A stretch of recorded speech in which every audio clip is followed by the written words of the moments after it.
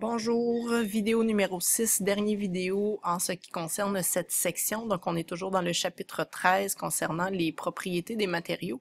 Donc, on va voir comment on peut modifier les propriétés des matériaux selon les besoins selon les besoins du matériau et de ses caractéristiques.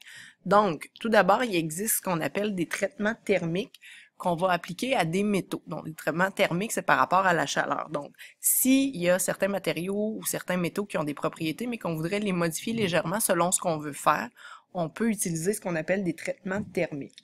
Ça veut dire qu'on va les faire chauffer, on va les faire passer par un cycle de chauffage souvent très intense.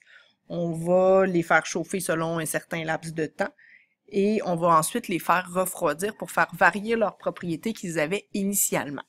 Donc, je vous amène encore une fois dans la petite animation. Donc, vous allez avoir l'information sur le recuit, qui est un premier traitement, sur le revenu, qui est un deuxième traitement, et sur la trempe. Et vous allez avoir par la suite les mêmes informations qui se retrouvent dans votre cahier. Donc là, on est dans le recuit.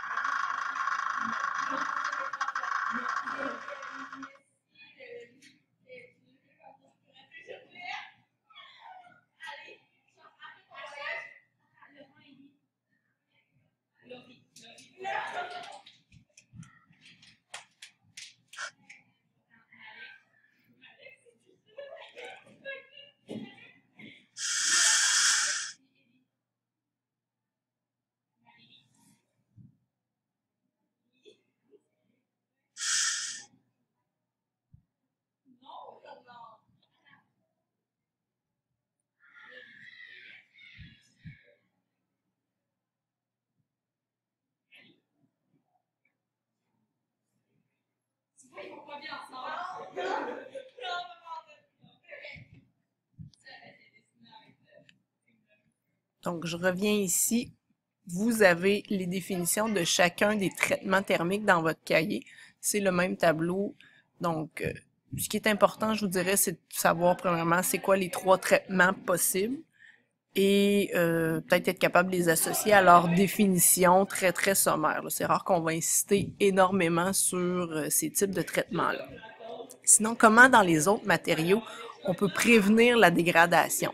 Donc, le principal problème des métaux, c'est qu'ils vont rouiller. Donc, on va appeler ça l'oxydation. L'oxydation, c'est principalement l'eau qui va le faire ou l'oxygène dans l'air, d'où le terme oxydation.